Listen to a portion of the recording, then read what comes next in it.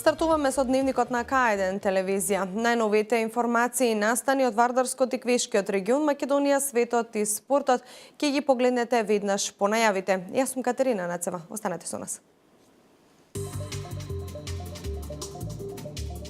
Палитов и понатаму е прв синдикалец на ФЕНИ. Пропадна обидот за избор на нов. Започна чествувањето 20 години којнички средби.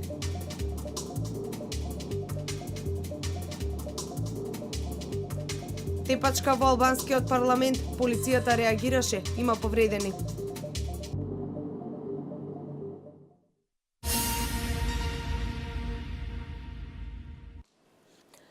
Народна банка на Република Македонија останува на својата проекција за раст на економијата годинава од 0,5%. Според гувернерот Димитар Богов, 2017 година е една од најслабите години од аспект на економскиот раст во последните 5 години, а проекцијата на Народна банка за раст за годинава останува околу 0,5%. Богов очекува наредната 2018 година да биде подобра на економски план. Гувернерот Димитар Богов информира дека Народната банка на Република Македонија останува на својата проекција за раст на економијата годинава од 0,5%, а 2017 година е една од најслабите години од аспект на економскиот раст во последните 5 години. Проекцијата на НБРМ за раст на годинава останува околу 0,5%. Третиот квартал потврди дека тука некаде ќе биде растот за 2017. Ќе бидеме доста близу до вистинскиот раст, но тоа ќе го дознаеме во март следната година, кога ќе ги имаме податоците и за четвртиот квартал од оваа година, изјави гувернерот Богов, одговарајќи на новинарски прашања на работилницата за финансиска едукација на новинари насловена правилно читање и толкување на извештаите на Народната банка и другите регулаторни институции. Богов очекува наредната 2018 да биде подобра на економски план, но за да биде подобра, треба да се исполнат неколку услови, а тоа се да имаме постабилен политички амбиент, да имаме сигурност, што значи да се подобрат инвестициите, да се зголеми личната потрошувачка, но и да продолжи оној тек на странски директни инвестиции што го имавме во претходниот период и кој е носител на економскиот раст, рече гувернерот на Народна банка на Република Македонија.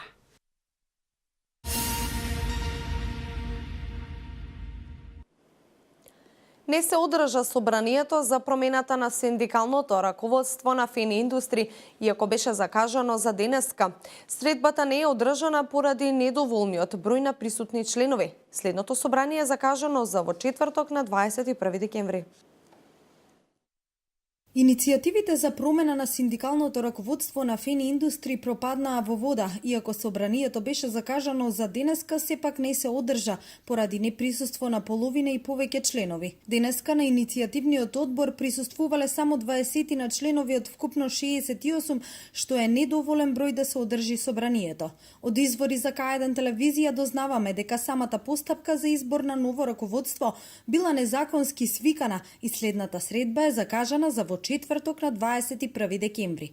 Доколку во четврток се одржи собранието, ќе биде избрано ново раководство кое ќе организира избори за нов претседател на синдикалната организација. Инаку за денеска на дневен ред беа предвидени 4 точки, односно расправа за актуелната состојба во фабриката, за работата на синдикалните тела во изминатиот едногодишен период. Трета точка беше планирање на натамошните активности на синдикатот во новонастанатите услови, а беше предвидена и точка разно. Најверојатно, истите точки ќе останат за во четврток. Со прогласувањето стечај за Фени се очекува да се јави соодветен инвеститор кој би превзел обврска да ги расчисти долговите на Фени со цел да стане сопственик и да го продолжи бизнисот.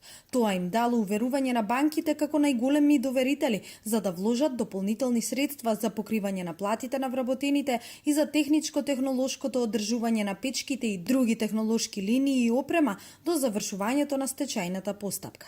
Освен грчко-швајцарскиот фонд, друг инвеститор кој сериозно би се нафатил да влезе и да работи со некогашниот гигант Фени е и францускиот фонд, за кој дознаваме дека деновиве е во Македонија и очекува да започне со преговори со засегнатите страни на Фени индустри.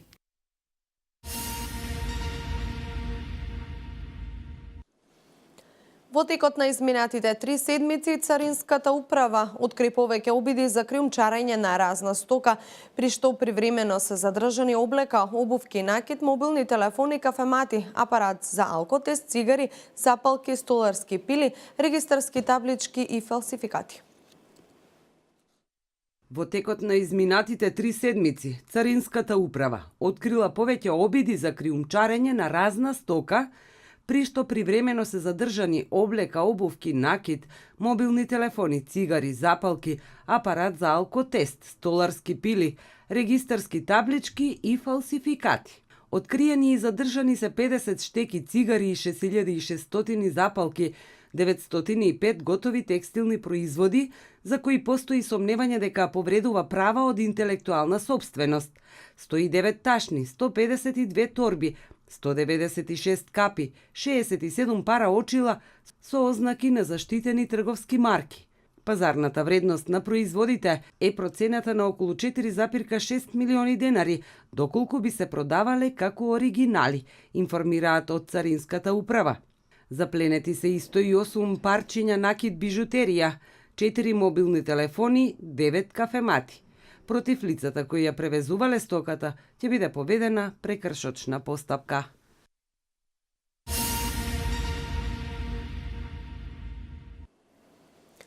Во чест на одбележувањето на заштитникот и патронот на градот Свети Николе, Свети Николај Мириклиски чудотворец, денеска и утре се предвидени низа активности. Чествувањето започнува со вечерна богослужба, свечена седница и академија, а продолжува со свечена литија, традиционален благословен, ручек на дополнети со традиционална македонска музика и многу други активности кои ги има предвидено локалната самоуправа за престојните 2 дена. Христијаните денеска и утре го слават светецот Свети Никола. За големата почит кон овој светец говори податокот што ова е најчестата куќна слава во Македонија. И годинава градот кој го носи името на овој светец, Свети Николе, има организирано чествување кое започнува вечерва со вечерна богослужба во црквата Свети Никола и свечена академија на која ќе бидат доделени плакети и признанија на граѓани и организации кои дале своја афирмација и придонес за Свети Николе. Чествувањето продолжува утре со свечена утринска литургија, а во 11 часот е закажана свечената литија, 1 час подоцна е делењето на славскиот колач и свечениот ручек на градскиот плоштад. Чествувањето ќе биде надополнето со културно-уметничка програма со реномирани музичари и музички групи кои ќе настапат на градскиот плоштад.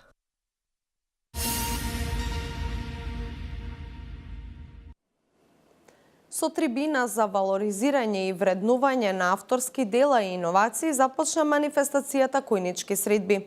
Истата е во организација на Сдруженијето на граѓани Еснаф и од Велес, а имаат за цел да иницираат предлог до владата на Република Македонија, како и Србија, Босна, Херцеговина и Црнагора, преку кој би требало системски да пристапат и да ги постават работите на вреднување на нематеријалните добра. Со трибина за валоризирање и вреднување на авторски дела и иновации во ликовниот салон започна 20-та манифестација Којнички средби во организација на Сдруженијето на граѓани Еснаф и од Велес. Оттаму велат дека авторските дела и иновации во земјава не се соодветно третирани и финансиски поддржани. Тие иницираат предлог до владата на Република Македонија, како и во Србија, Босна и Херцеговина и Црнагора, преку кој би требало системски да пристапат и да ги постават работите на вреднувањето на нематеријалните добра. Ние стоиме на располагање како тим кој што го формиравме да пружи стручна помош на во министерствата од образование и наука, за економија, за земјоделие и така натаму, да допринесе во пишување на легислативата, значи за ова треба да се изработат одредени закони и прописи, со кои ќе се регулира оваа материја. Според Ракиџиев, во Македонија има помеѓу 3000 и 10.000 иноватори кои не можат да ги имплементираат своите дела во нови производи, културни творештва и слично, поради недостиг на пари.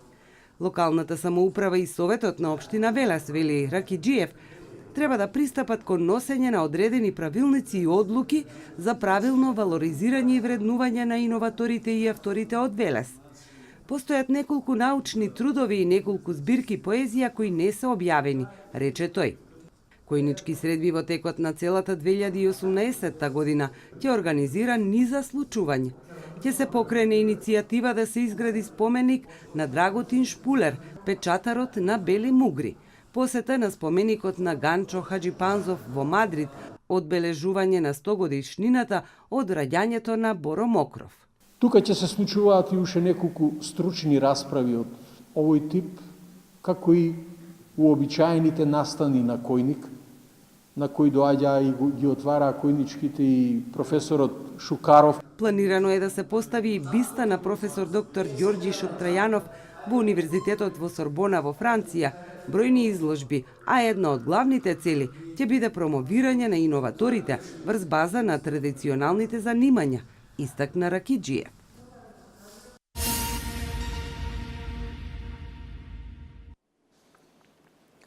Се поголем е бројот на бездомни кучиња низ градовите во Македонија. Овој проблем не го одминува ниту Велес. Иако официјално не се знае бројот на бездомните животни по велешките улици, недостатокот на оператор за хуман третман на овие животни дополнително го зголемува проблемот. На првата седница на Советот на Вардарски плански регион, изградбата на регионален стационар за бездомни кучиња беше промовиран како проект од кој бенефит ќе имаат сите општини од регионот. Низ велешките улици кучињата скитници се поприсутни. За сега нема информации за несакан случај, но нашите соговорници велат дека тоа е вистинска среќа. Наутро и навечер во чопор на неколку локации опасноста демнела. На последната седница на Советот на општина Велес пред советниците беше споделена информација дека во стационарот на невладината Глас на животните има 130 напуштени кучиња. Информација за бројката на бездомни животни по велешките улици нема, а немањето на оператор за хуман третман на бездомните животни дополнително го зголемува проблемот. Ветеринарната станица Велес на почетокот од годината го раскина договорот и на неколкуто објавени повици не се јави никој. Проблемот со животните скитници е заеднички проблем на сите општини. На првата седница на Советот на Вардарскиот плански регион, изградба на регионален стационар за бездомни животни беше промовиран како проект од кој бенефит ќе имаат сите општини од регионот. Невладината Гласот на животните е еден од факторите кои допринесува за надминување на проблемот со бездомните животни. Тие се обидуваат да ја алармираат заедницата и да најдат дом за секое напуштено животно. За своето делување во заедницата, општината ги награди со 9-ноемвриска пофалница.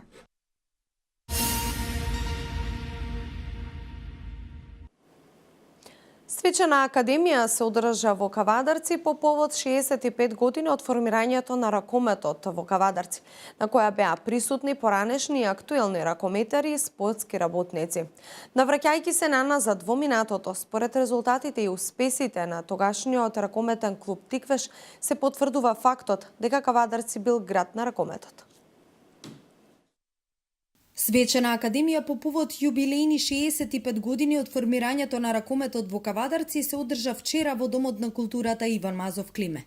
Сегашни и поранешни ракометари на ракометниот клуб Тиквеш беа дел од оваа академија на која спомените ги евоцираше Добре Ставров, човекот чиј живот е нераскинливо врзан за ракометот и е сведок на сите ракометни случувања и успеси од првите обиди за организирано играње ракомет во Кавадарци уште од 1952 година. Ставров ги подсети присутните на почетокот на овој спорт во Кавадарци, неговиот развој и сите успеси на тогашниот клуб Тиквеш. На тие времиња се подсетија и останати ракометари кои беа дел од Тиквеш. И условите во време кога ние игравме и сега се доста различни. На некој начин тогаш спортот се играше со љубов. Може да кажам само дека тој спорт во наше време ни даде едно убаво воспитување, почитување према луѓе, на некој начин не социализира сите. Денешните услови за спортување се други, не само во ракомет, општо во сите спортови. Некој се играше ракомет од ентузијазм, сега се играе за пари. И тоа е нормална работа. Порано игравме ни на отворено, на снег, на дожд, на сонце, на асфалт. Сега имаме прекрасни услови, али нема пари. Парите го прават сето. За денешната состојба на ракометот во Кавадарци зборуваше Зоран Јосифовски, поранешен председател на градскиот ракометен клуб Тиквеш. Јосифовски нагласи дека ГРК Тиквеш 2014 има јасна цел возобновување на ракометот во Кавадарци, чијашто цел е да профилира како наследник на РК Тиквеш и со тоа да ја продолжи ракометната традиција која се развива и опстојува во овој град веќе 65 години. Овој град навистина бил ракометен центар во Македонија. Она што може би не го кажа до крај е дека онаа 71 година дали Пелистер или Тиквеш ќе оди во прва сојузна лига одлучуваше кој има сала. Битола имаше спортска сала и затоа ракометот во Битола отиде таму кај што отиде, а во Кавадарци е на овие гранки. Како увертира на свечената академија беше изложбата на фотографии од досегашни настапи на ракометниот клуб Тиквеш на домашни средби во гости. Навраќајќи се наназад во минатото, според резултатите и успесите на тогашниот ракометен клуб Тиквеш, се потврдува фактот дека Кавадарци бил град на ракометот.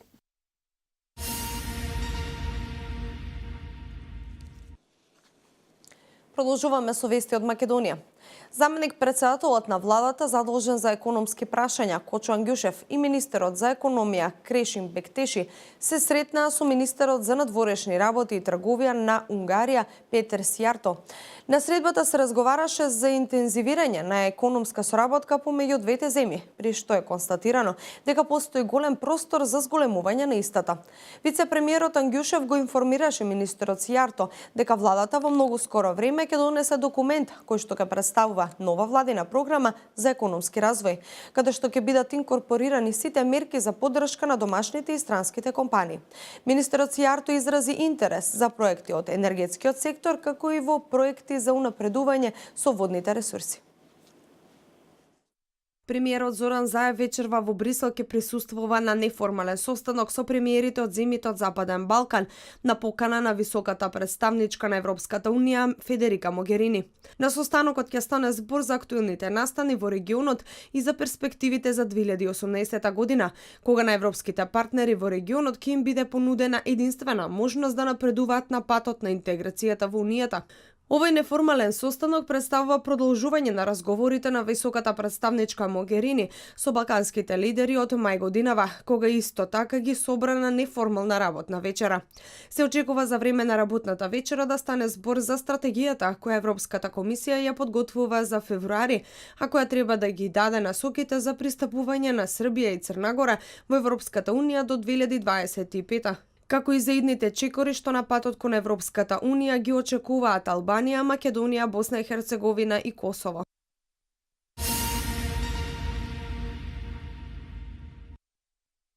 Надводневната работилница во Александар Палас повеќе од 100 експерти, практичари и носители на одлуки од земјава и регионот кои работат во областа на климатските промени, животната средина и одржливиот развој се запознаваат со националните и регионалните можности за соработка со Зелениот климатски фонд.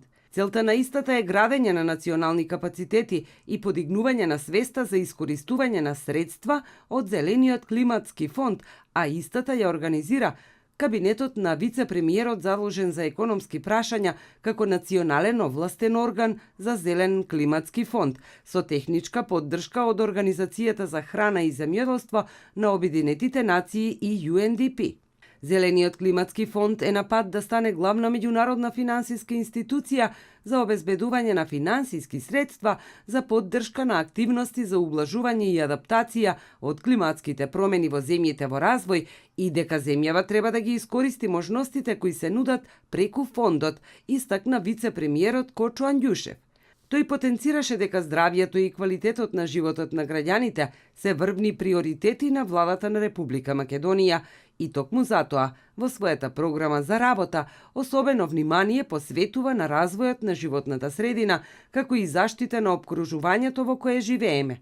Зелениот климатски фонд е формиран во 2010 од 194 влади на 16-тата конференција на членките на Рамковната конвенција за климатски промени на Обединетите нации, како дел од финансискиот механизам на конвенцијата.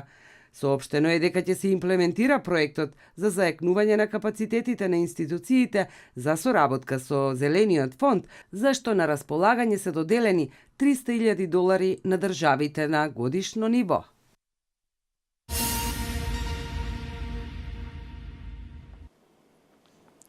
Джихадистичката група Исламска држава превзеде одговорност за нападот врз разузнавачкиот тренинг центар во западен дел на Кабул, јави агенцијата на Иди Амак. Повеќе од 2 часа по нападот нема детали за инцидентот. Претходно заменик портпаролот на Министерството Насрат Рахими изјави дека се водат борби меѓу напаѓачите и афганистанските безбедносни сили на кои им е испратено засилување. Талибанците вчера извршија напад во афганистанската западна покрајна Бадгис, при што беше убиен 1 и повредени 3 полицајци. Свето денес. Во Атина под сомнение за заговор за убиство на турскиот претседател Реджеп Тајп Ердоган, уапсени се повеќе членови на екстремистичката организација. Весникот Овима објавува статија во која потенцира дека 9 членови на револуционерната Народно-ослободителна партија Фронт планирале престојот на Ердоган во Грција да го искористат за негова ликвидација. Според објавеното, екстремистите убиството планирале да го извршат со фрлачи на гранати, бомби и молотови коктели. Планиран бил напад на конвојот во кој што бил турскиот претседател. 9 осомничани екстремисти уапсени биле на 28 ноември, а властите се сомневаат дека оружјето е скриено во околината на грчката престолнина. Во изминатите 65 години, Реджеп Тајп Ердоган е првиот претседател на Турција кој што бил во официјална посета на Грција. Тој во Атина престојуваше од 7 до 8 декември годинава.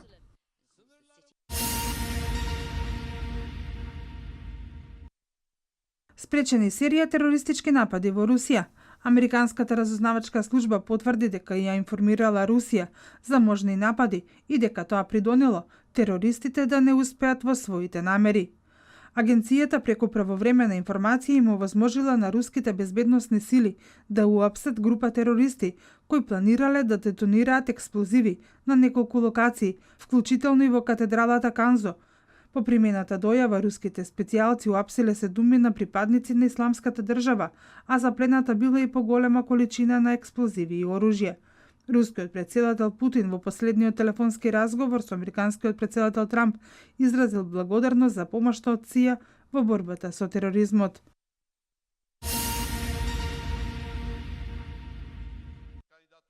Тензично било денеска во албанскиот парламент. На пленарната седница за избор на привремен јавен обвинител кулминирала расправата помеѓу представници од власт и опозицијата, па дошло до физичка пресметка.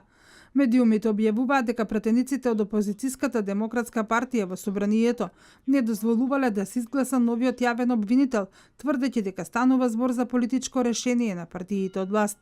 Тие бараат професионален, а не политички јавен обвинител. Албанската телевизија News 24 соопшти дека во расчистувањето на состојбата учествувала и полицијата, а во судирот имало повредени полицајци и цивили.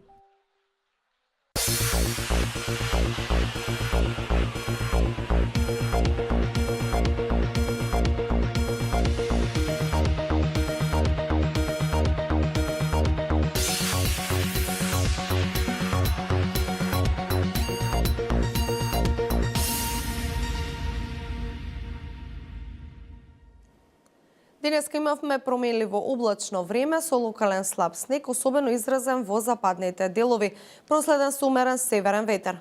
Максималната температура се движеше во интервалот -1 до 5 степени.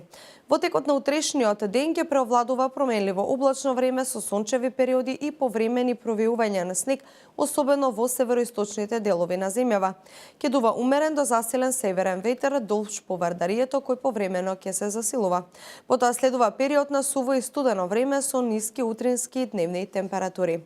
Метеоинформациите се последни. Јас ви благодарам што и вечерва бевте заедно со нас. Останете понатаму со Кајден. Пријатно.